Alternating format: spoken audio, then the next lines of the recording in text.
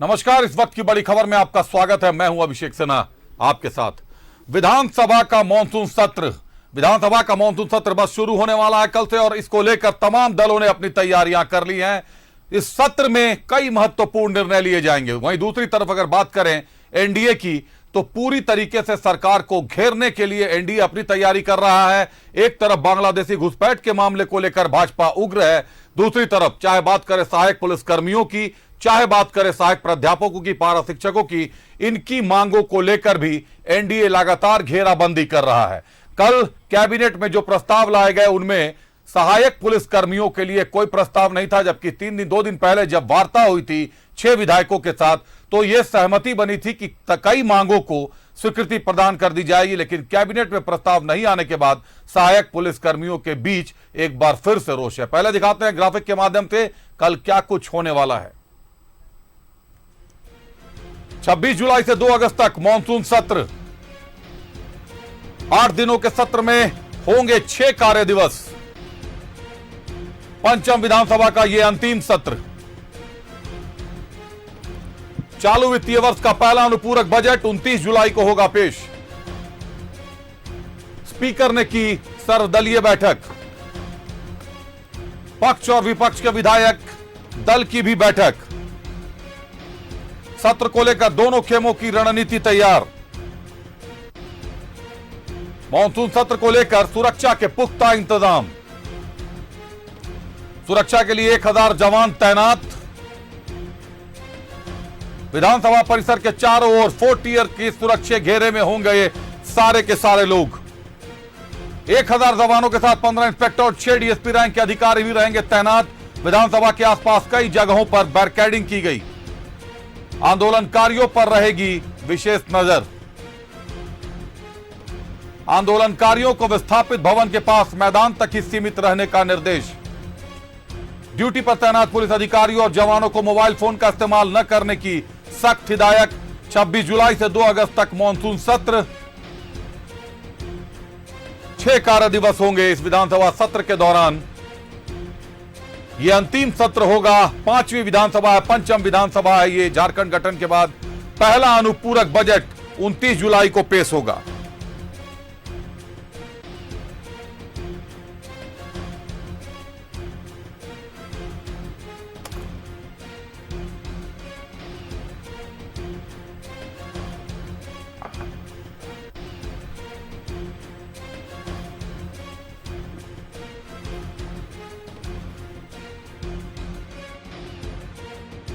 Monsoon सत्र में 6 दिन का विधानसभा है और चर्चा होने के क्रम में कई बात आया।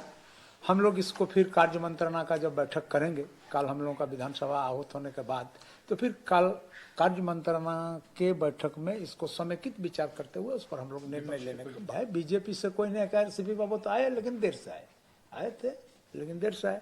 वैसा नहीं है, कोई कार्यक्रम में व्यस्त हों। सीपी सिंह जी आए हुए थे, मीटिंग का हिस्सा नहीं भी है। तो अगर मान लीजिए दल के तरफ से किसी को बोले होंगे कि जाइए भाई देखिए क्या क्या बात रखने के क्रम में जो मान्य सदस्य जितना बात के प्रति संवेदनशील होते हैं, उस बात को सरकार के समक्ष रखने के क्रम में आक्रामक होते हैं। ये जनताओं के चाहिदा या जनताओं के अनुकूल बातों को रखने का एक तौर तरीका होता है। और आप इस विधानसभा तो आपको पता ही होगा अंतिम विधानसभा है। अंतिम विधानसभा में लोग काहे हंगामा करेंगे। मानसून सत्र में 6 दिन का विधानसभा है और चर्चा। सवाल जवाब दोनों आते हैं और सवाल जवाब का वातावरण भी आप लोग देखते होंगे। जितना समय रहता है सदन में,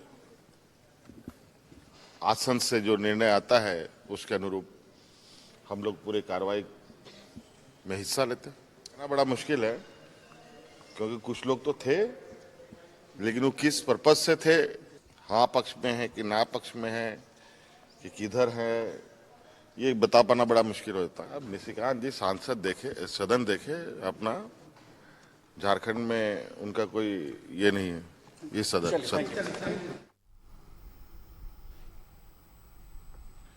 तमाम रिपोर्ट्स आपने देख ली, तमाम जानकारियां आपको मिल गई। विपक्ष भी अंतिम सत्र है तो विपक्ष भी कहीं ना कहीं आक्रामक तेवर अपनाएगा और दूसरी तरफ सरकार ज्यादा से ज्यादा योजनाओं को धरातल पर उतारने की कोशिश करेगी, क्योंकि विधानसभा चुनाव भी सर पर आ चुके हैं। रुक करते हैं, हमारा सहयोगी राजेश हमारे साथ जुड़ गए हैं। राजेश, पंचम विधानसभा का आखिरी सत्र, विपक्ष के लिए भी एक अवसर, लेकिन जो तेवर विपक्ष के दिखाई दे रहे हैं, जिस तरीके से बांग्लादेशी घुसपैठ के मामले को लेकर बाबूलाल मरांडी झारखंड से लेकर दिल्ली तक पहुंचे हैं, दिल्ली तक बांग्लादेशी घुसपैठ का मामला गूंज रहा है, जिस तरीके से सहायक पुलिसकर्मियों की टीम जाती है, अमित शाह साहब से मिलती है, उनसे मिलकर अपनी फरियाद लगाती है, जिस तरीके से पारा शिक्षक सड़क पर उतरते हैं, आंदोलन करते हैं, आंसू गैस के गोले बरसते हैं, और कल भी विशेष हिदायत है कि आंदोलनकारियों को विधानसभा से दूर रखना है। ऐसे में क्या लगता है कि विधानसभा का 6 कार्य दिवस आसानी से गुजर जाएगा, या विपक्ष के तेवर सदन के भीतर भी हमलावर रहेंगे?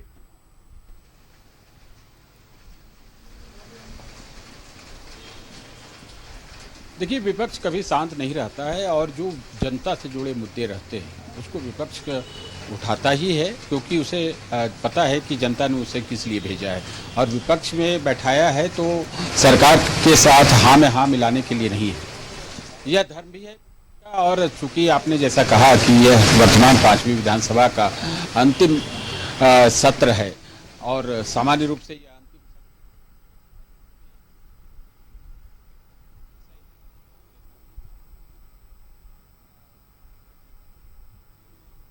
अपराध का मुद्दा हो या नियोजन का मुद्दा हो, ये तमाम विषय तो उठेंगे ही। वैसे बीजेपी विधायक दल की बैठक तो रविवार को शाम 7 बजे होनी है और उसमें आगे की रणनीति तय होगी। क्योंकि कल एक इस सत्र का पहला दिन है और सामान्यतः कुछ औपचारिकताओं के बाद सदन की कार्यवाही स्थगित हो जाएगी, फिर सोमवार 11 बजे से शुरू होगी। इसलिए बीजेपी ने ये बैठक रविवार शाम को निर्धारित की है। बीजेपी के कई नेता, खासतौर पर आप नेता प्रतिपक्ष, वो भी दिल्ली में थे, अभी थोड़ी देर के बाद वो रांची आएंगे। बाबूलाल मरांडी वैसे यहाँ पर हैं। पूरी रणनीति बनेगी कि क्या कुछ करना है, और लेकिन हंगामेदार सत्र होना है ये स्पष्ट तौर पर है, क्योंकि एक बयान उनका अमर बावरी का भी आया है दिल्ली से ही कि कई ऐसे विषय हैं जिसको विपक्ष उठाएगा और सरकार को घेरने का प्रयास करेगा और सरकार की तरफ से जवाब की अपेक्षा होगी। देखिए, सामान्य रूप से जो गतिरोध बन जाता है वह यह है कि विपक्ष चाहता है जब सवालों का जवाब, और सरकार कहीं न कहीं बचना चाहती है, क्योंकि ऐसे विषय रहते हैं जिसमें सरकार गिरने वाली हो जाती है। तो ऐसे में सत्ता पक्ष और विपक्ष के बीच गतिरोध, विरोध, राजेश, निश्चित तौर पर गतिरोध और विरोध तो के बाहर भी होता सामने आएंगे ही।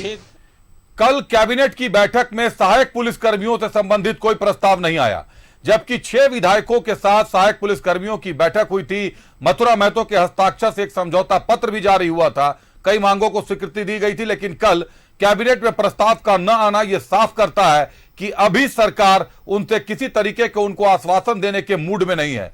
क्या लगता है, विपक्ष सहायक पुलिसकर्मियों के मुद्दे को विधानसभा में उठाएगी?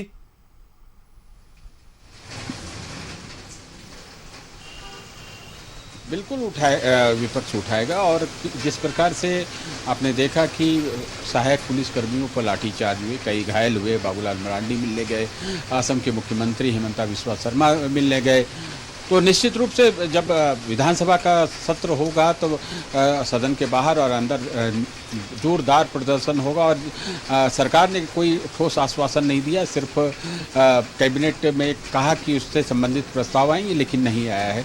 तो इससे निराशा हुई है और सहायक पुलिसकर्मी डटे हुए हैं, आंदोलन कर रहे हैं। पारा शिक्षकों का भी गुस्सा 7वें आसमान पर है। तो ये सारे विषय जो आंदोलन से जुड़े हैं, चाहे किसी भी संगठन के हों, उनको विपक्ष जरूर भुनाएगा और सदन की कार्रवाई के दौरान सरकार से जवाब की अपेक्षा करेगा और मजबूर करेगा कि इन पर सरकार जवाब दे। क्योंकि अभी 2-3 महीने के बाद चुनाव होने हैं, विपक्ष को भी यह दिखाना है कि वह क्या करता है, जनता के विषयों को लेकर किस प्रकार से वह सदन में आवाज़ उठाता है, सड़क पर क्या करता है। और आपने देखा कि बाबूलाल मरांडी भी मिलने गए थे और उन्होंने आश्वासन दिया कि बीजेपी की सरकार अगर झारखंड में बनेगी तो पहली कैबिनेट की बैठक में ही सहायक पुलिसकर्मियों को नियमित करने का प्रयास किया जाएगा, और यह आश्वासन उन्होंने दिया है। खैर अब देखना होगा कि जब सरकार बनेगी तब बनेगी, लेकिन फिलहाल यह विषय तो बीजेपी के लिए है ही। सहायक पुलिसकर्मी हो या पारा शिक्षकों का मामला हो या अपराध हो या नियोजन नीति की बात हो, सरकार पर यह भी आरोप लग रहे हैं कि नियोजन नीति जो है जिसके तहत अभी नौकरियां मिल रही है वो वही है जो पुरानी है, जो रघुवर सरकार के समय चल रही थी। और आपने देखा कि इसको लेकर 2022 में भी एक आंदोलन हुआ था। JBKSS के जो नेता हैं जयराम महतो उसको लेकर लीड कर रहे थे। आज उनकी भी प्रेस वार्ता हुई, उस पर भी उसने भी सरकार पर सवाल खड़ा किया है। तो जाहिर सी बात है कि विपक्ष सोया नहीं रहेगा, बिल्कुल आंखें फाड़ फाड़ कर सारी चीज़ों को देख रहा है और कोई भी विषय ऐसा नहीं होगा जिसमें सरकार घिर सकती है उसे छोड़ेगा। तो तैयारी विपक्ष की पूरी तरह से है। असली रूप जो देखने को मिलेगा वो सोमवार से ही मिलेगा। राजेश, अंतिम विधानसभा का अंतिम सत्र है और अनुपूरक बजट पेश होना है 29 जुलाई को। क्या लगता है बजट में क्या खास होगा झारखंडियों के लिए?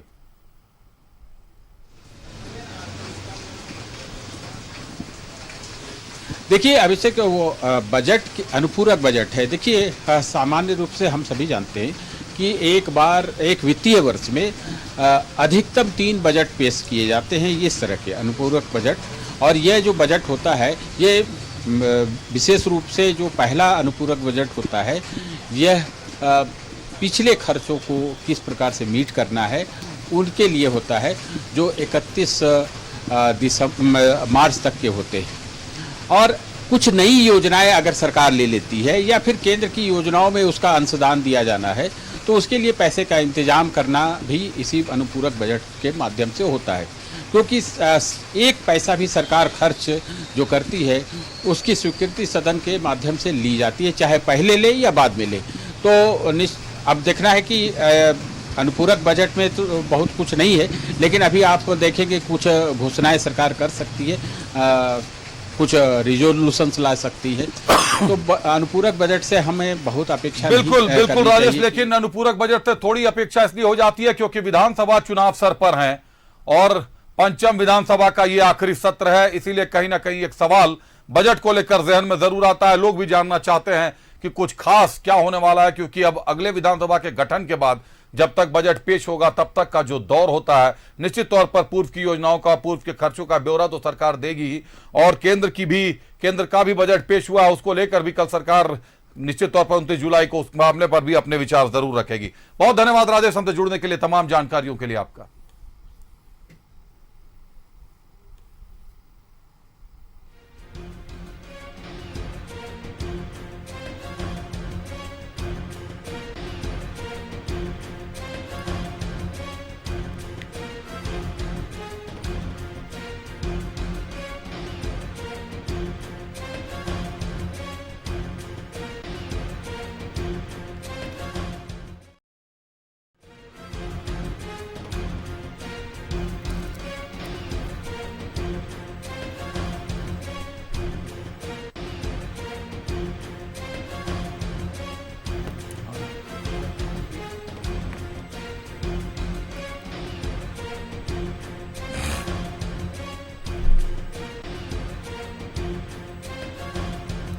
और इसी बीच हमारे साथ हमारे सहयोगी राकेश भी जुड़ गए हैं, सीधे सीएम हाउस से जुड़ गए हैं। राकेश, कल से मॉनसून सत्र शुरू होने वाला है और सीएम हाउस में इस वक्त सत्ताधारी विधायक दल की बैठक चल रही है। क्या कुछ खास नजर आने वाला है मॉनसून सत्र में राकेश? देखिए, मॉनसून सत्र से पहले सरकार की अपनी एक तैयारी होती है, उसी तैयारी के बाबत यह बैठक कॉल की गई है। अभिषेक, सत्ताधारी दल के जो तमाम विधायक हैं उनके आने का सिलसिला शुरू हो चुका है। थोड़ी देर बाद बैठक जो है उसकी शुरुआत हो जाएगी। फिलहाल जो विधायक हैं सत्ताधारी दल के वो सीएम आवास पहुंच रहे हैं बैठक में शामिल होने को लेकर। कल से मॉनसून सत्र की शुरुआत हो रही है और ये माना जा रहा है कि सरकार का ये आखिरी सत्र है, लिहाजा जो मॉनसून सत्र है वो आक्रामक होगा। विपक्ष की भी अपनी स्ट्रैटेजी है, विपक्ष ने भी अपने तर्कस में कई तीर रखे हैं, तो उसका जवाब क्या हो सकता है सत्ता पक्ष के पास, उसको लेकर आज की बैठक में रणनीति बनेगी। और उसी रणनीति के तहत सत्ता पक्ष के जो विधायक हैं, जो मंत्री हैं, जिनको हाउस के अंदर में विपक्ष के सवालों का जवाब देना है, वो अपनी तैयारी के साथ वहां जाएंगे। तो उसी स्ट्रैटेजी को बनाने के लिए आज की यह बैठक कॉल की गई है।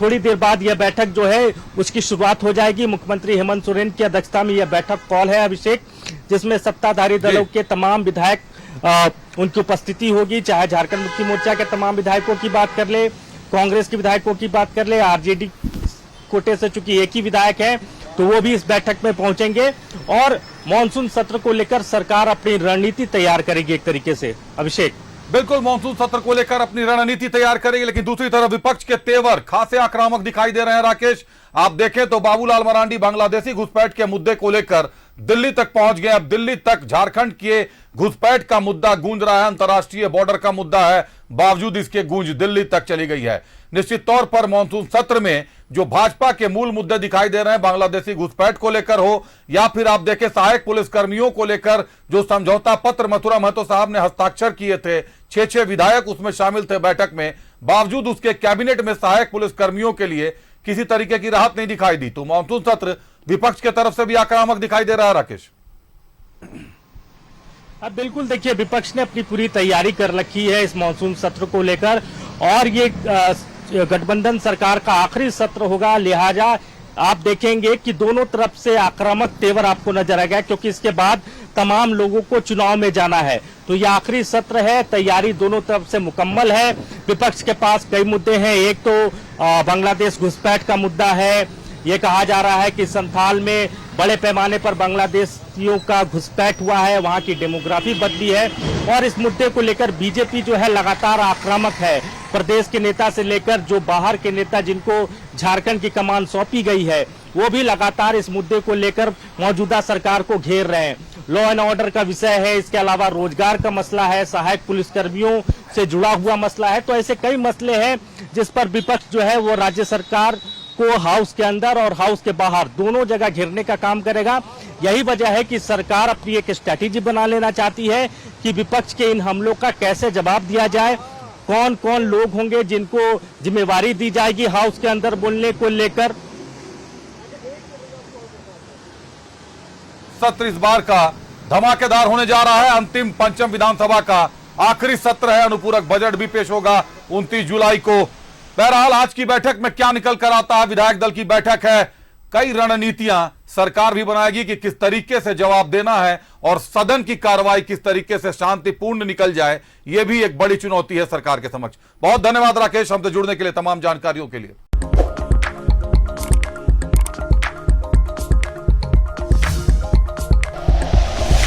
Like and share videos, subscribe करें हमारा चैनल और प्रेस करें बेल आइकॉन। न्यूज़ 11 भारत, सच है तो दिखेगा।